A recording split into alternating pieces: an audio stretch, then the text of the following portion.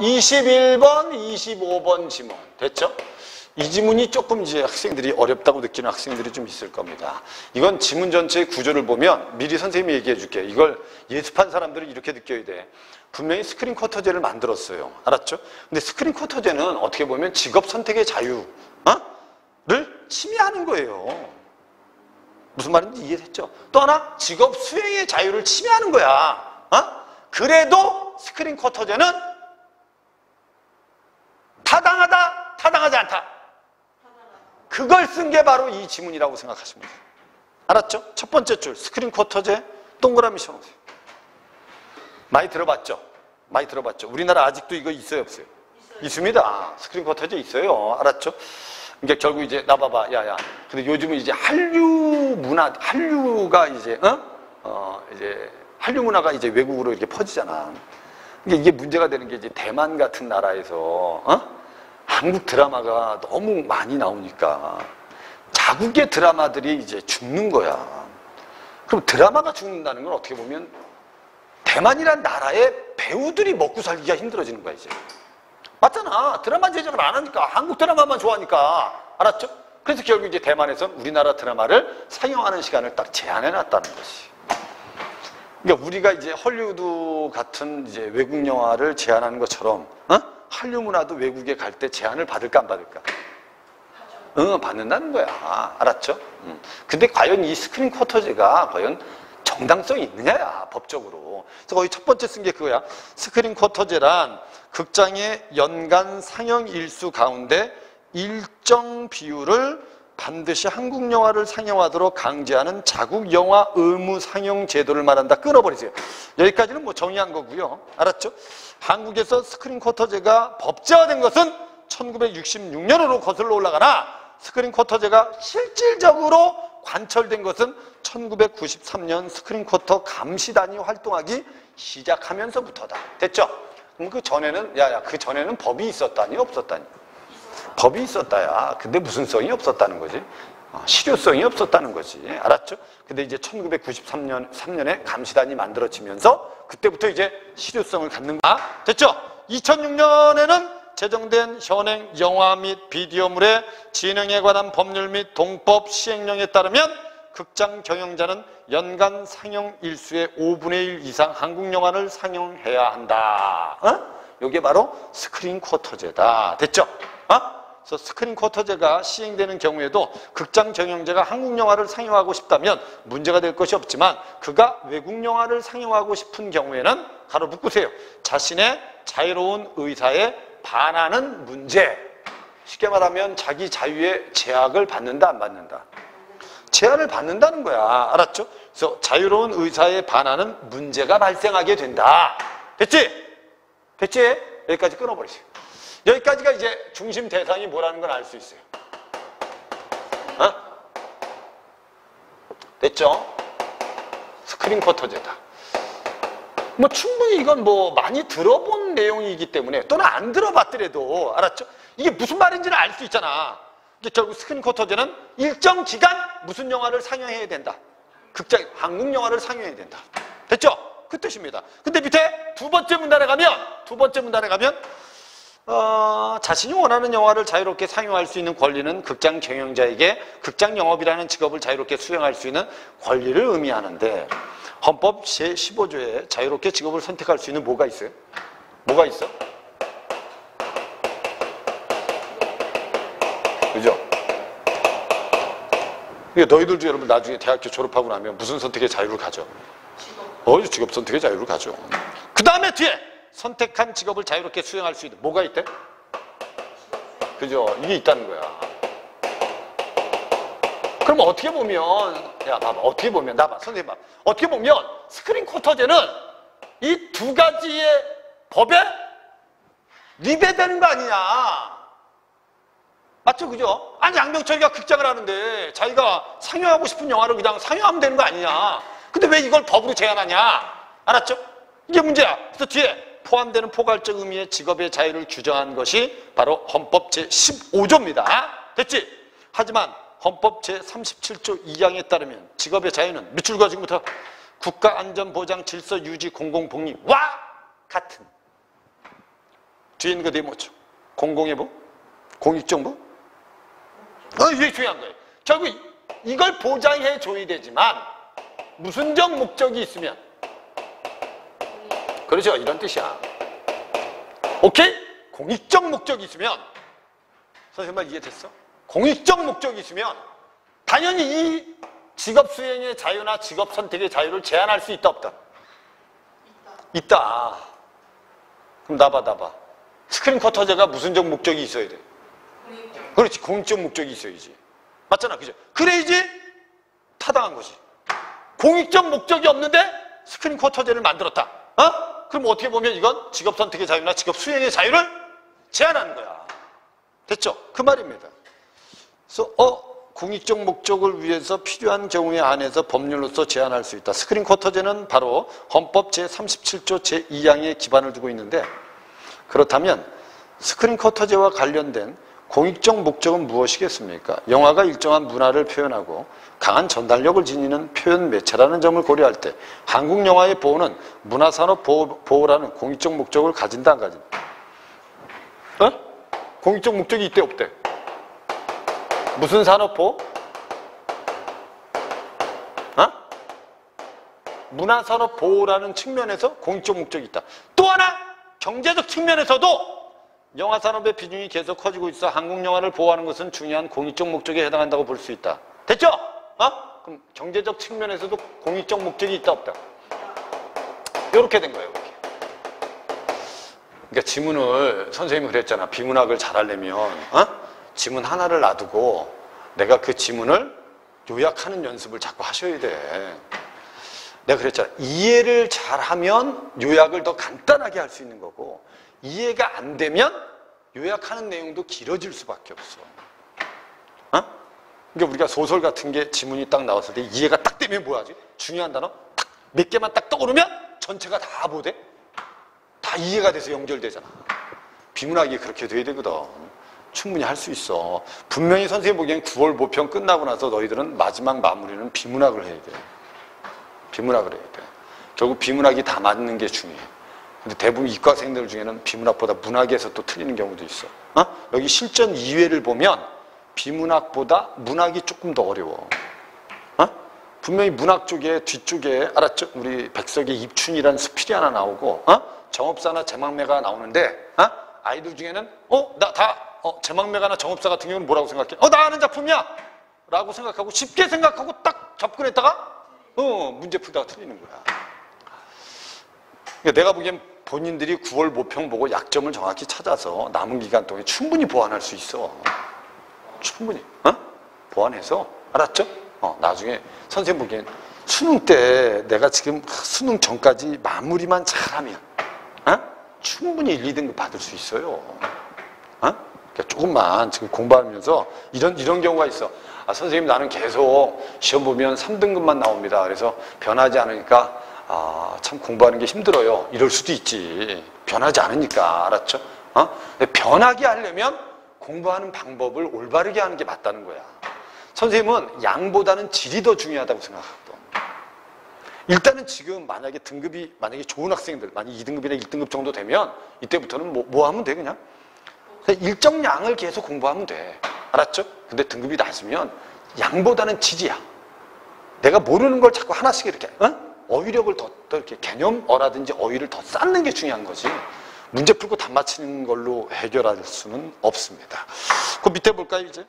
이러한 이유로 극장 영업을 자유롭게 수행할 수 있는 기본권은 헌법적 원칙에 따라 뭐 될 수 있다? 제한될 수 있다. 그럼 이 말을 돌려서 말하면 스크린 쿼터제는 타당하다야. 그렇죠. 스크린 쿼터제를 통해서 직업적인 자유를 제한하는 건 타당하다야. 됐죠 이제? 무슨 말인지 이해됐죠? 세 번째 문단에 가면 세 번째 문단 A 있죠? A를 한번 보겠습니다. 우리 헌법은 기본권 제한의 정당화를 위한 원칙으로 알았죠? 기본권을 제한할 때 나봐 선생님 봐. 기본권을 제한할 때 이 기본권을 제한하는 정당화로 두 가지를 얘기한다는 거야. 두 가지. 하나는 무슨성의 원칙? 무슨성의 원칙? 그죠? 이런 단어들이 중요하잖아. 원래 비례성의 원칙이 있고 본질적 내용 침해 금지의 원칙이 있대. 자, 다시 본질적 내용 침해 금지의 원칙이 있다. 아이들은 이렇게 법적인 용어들이 나오면 약간 힘들어해요. 그래서 학생들이 이런 질문들을 좀 싫어하는 편이야. 그래서 우리 여러분 대체로 보면 경제와 관련된 질문이 나오거나 헌법과 관련된 질문들 나오면 좀 힘들어해요, 학생들이. 근데 그건 경험을 해야 돼요. 경험을 해서 본인들이 별로 힘들지 않다는 걸 좀 느껴봐야 돼요. 비례성의 원칙과 본질적 내용 침해 금지의 원칙을 규정하고 있다. 비례성의 원칙은 뭡니까? 과잉 금지의 원칙이라고도 합니다. 기본권 제한은 입법 목적이 정당하고 입법자가 선택한 수단이 입법 목적을 달성하기 위해서 적절해야 하며 효율적인 수단 중에서 기본권을 되도록 적게 침해하는 수단을 사용하는 게 비례의 원칙입니다. 침해의 정도와 공익의 비중을 비교하여 저울질했을 때 둘 사이에 적절한 균형이 이루어져야 가능하다는 것이죠. 헌법재판소는 한국 영화의 보호가 중요한 공공복리이기 때문에 목적이 정당하고 스크린 쿼터제는 이러한 공공복리를 실현하기 위한 가장 효과적이고 적절한 방법이라고 보았습니다.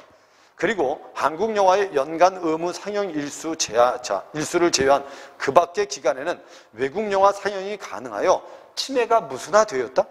최소화됐고 한국 영화의 보호라는 공공복리와 극장 경영자의 직업의 자유를 비교할 때 균형이 맞는다, 안 맞는다? 맞는다! 그러면 이거는 정당하다는 거야. 기본권을 제한하는 거야. 무슨 성의 원칙에 맞는다? 비례성의 원칙에 맞는다. 됐죠? 그 다음에 밑에 문단에 뭘 써놨죠? 밑에 문단에 직업 선택의 자유의 본질적 내용 침해는 헌법 제10조가 전제로 하고 있는 개성 신장이나 생계 유지를 불가능하게 만들 정도로 자유를 제한하는 것을 말한다. 헌법재판소는 본질적 내용 침해 면에서도 한국 영화의 연간 의무 상영 일수 동안 극장 경영자가 한국 영화를 자유롭게 선택할 수 있기 때문에 본질적 내용을 침해한 것도 아니다. 그러니까 결국 어떻게 보면 나 봐봐. 어떻게 보면 네 번째 문제죠. 어떻게 보면 얘나 얘 다 맞다, 안 맞다? 맞기 때문에 기본권을 제한하는 건 정당하다, 정당하지 않다? 정당하다야. 그죠? 정당하다. 이해됐죠? 기본권을 제한하는 건 정당하다. 그 다음에 밑에 문단에 스크린 쿼터제의 정당성은 밑줄 그어 평등권의 관점 밑줄. 이게 봐봐. 그래서 다섯 번째 문단에서는 이제 무슨 권의 관점에서도 평등권의 관점에서도 뭐하다? 스크린 쿼터제는 뭐하다? 정당하다. 이렇게 된 거야. 됐죠? 그럼 이 지문을 이제 다 읽고 나면 이제 이 글에서 뭐 얘기했는지 알잖아. 그럼 결국 스크린 쿼터제에 대해서 의미를 설명한 다음에 과연 이 스크린 쿼터제가 알았죠? 기본권을 제한하는 건데 기본권을 제한하는 거거든. 나봐. 선생님 봐. 기본권에 대한 게 뭐지? 이거지 이게 기본권이야. 이 기본권을 제한하는 거지만 알았죠? 공익적 목적을 보고 제한한 거기 때문에 정당하다는 거예요. 그래서 밑에 평등권의 관점에서도 검토할 수 있다. 문화를 전달하는 다른 매체에 대해서는 의무 상영을 시행하지 않으면서 오로지 영화 매체에 대해서만 이러한 제한을 두고 있기 때문이다. 그럼 이건 평등하지 않은 거 아니냐? 우리 헌법 제11조 1항에서 누구든지 성별, 종교, 그 다음에 사회적 신분에 의해서 정치적, 경제적, 사회적, 문화적 생활의 모든 영역에 있어서 차별을 받지 아니한다. 라고 평등권을 규정하고 있습니다. 그런데 평등권도 헌법 제37조 제2항에 따라 공익적 목적을 위해서 제한될 수 있어요, 없어요? 있습니다. 됐죠? 우리의 헌법의 평등은 모든 것을 항상 똑같이 대우하는 것이 아니라 합리적 이유가 있는 경우에 다르게 대하할 수도 있다는 평등의 의미거든. 스크린 쿼터제를 통한 문화산업 보호는 문화 주권의 확보와 관련이 있고 헐리우드 영화로 대표되는 외국 영화에 비해서 자본이나 제작 여건이 빈약한 한국 영화를 보호하고 한국 영화의 자생적 경쟁력을 제고하는 데 도움을 줄 수 있어요. 그래서 평등권을 침해한 것이라고 보기도 어렵다. 그럼 당연히 스크린 쿼터제는 뭐하다? 정당하다. 이런 뜻이야. 그러면 21번 문제는 당연히 2번이 답이 되는 게 맞다는 거죠. 이해됐죠? 그죠? 2번에 뭐라고 되어 있죠? 거기? 스크린 쿼터제의 합헌성을 설명하면서 관련된 근거를 제시하고 있다. 이게 이 글 전체의 정확한 구조입니다. 22번. 윗글을 이해한 내용으로 적절하지 않은 걸 찾아라. 우리나라의 경우 법률상 스크린 쿼터제가 제대로 시행되지 않은 기간이 있었죠. 언제죠? 1966년에서 93년이고요. 됐죠? 사이죠. 스크린 쿼터제는 헌법적 원칙에 따라서 법률로서 극장 경영자의 기본권을 뭐하는 거다? 맞죠. 그죠? 스크린 쿼터제를 변경하려면 영화적 측면뿐만 아니라 무슨적 측면? 법률적 측면도 고려해야 되죠. 맞잖아요. 그죠? 아까 우리 분명히 여기 보면 무슨적인 것도 있고 경제적 측면도 있고 무슨적인 측면도 있고 문화산업적 측면도 있고 알았죠? 그 다음에 무슨적인 측면도 당연히 봐야 돼. 이게 다 지금 법률적 얘기하는 거 아니야. 알았죠? 오케이? 이런 선택지들은 이 글이 이해가 돼야지 구별할 수 있는 거야.